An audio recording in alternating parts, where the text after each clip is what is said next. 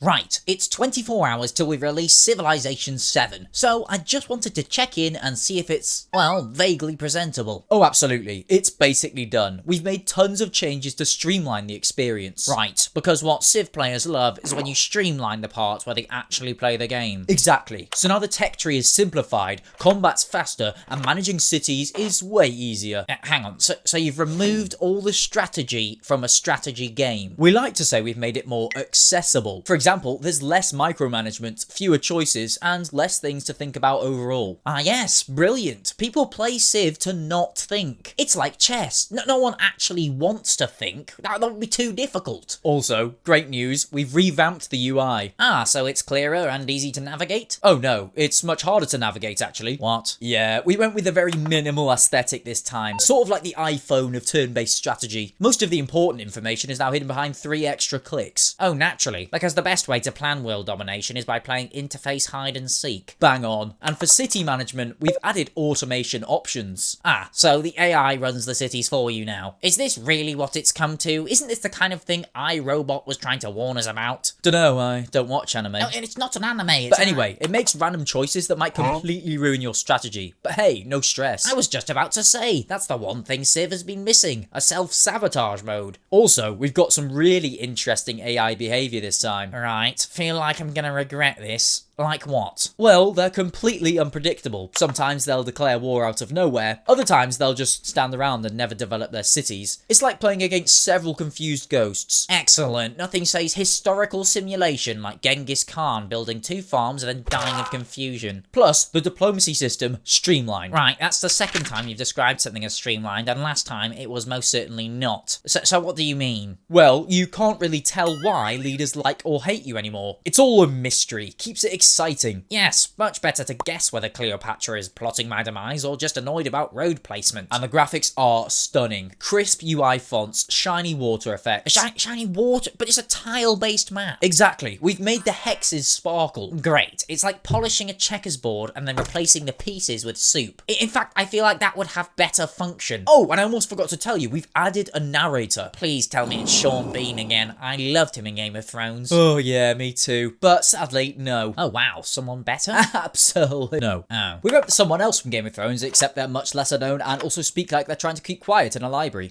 So Gandhi declares nuclear war and we get it narrated by someone doing bedtime ASMR. That's deeply unsettling, Dev. Not sure I agree there, but we also didn't bring back the World Congress from Civ 6. Because we figured nobody really understood it, so instead of fixing it, we just deleted it. Hang on, so you solved a complexity by removing features. You do realise that's like charging your phone by binning it and getting a new one. You can recharge these. Did you just... And we've got 30 civs on launch. That's 10 per age. Oh wow, it's just like Pokemon evolutions but for historical relevance. And hang on, there's some missing. That doesn't even include them all. Relax, we'll sell the rest as expansions. Of course we will. We've dropped to the lows of every other competitor. Do I even want to know for how much? Well, we were thinking $29.99 per expansion pack. We've already got 3 planned. Wonderful. The game's shaped like a donut, looks fine on the outside, but it's got a massive hole in the middle you have to pay to fill. And the best part? No mod tools at launch. Why? We want people to enjoy our vision without interference. You mean you want to force them to endure it all until someone breaks the game open like a piñata 6 months from now? Exactly. Right, so just to recap, you've took one of the most beloved strategy franchises of all time, removed the complexity, broke the AI, made the interface actively hostile, and priced it like it's the second coming of Sid Meier. Looks finished to me. Of course it does, because your bar for finished is, well, the launcher works. And hey, if not, there's always day 1 patch roulette. Perfect. So we're shipping it half broken with a shiny coat of paint and praying that nostalgia stops people from noticing it's a strategic black hole. Yeah, we call it the Civ for the TikTok generation. Yeah, well I call it a war crime with animated trade routes. So, we good to go? Not much we can do now, is there? Well, at least I'm sure the Steam reviews will treat it fairly.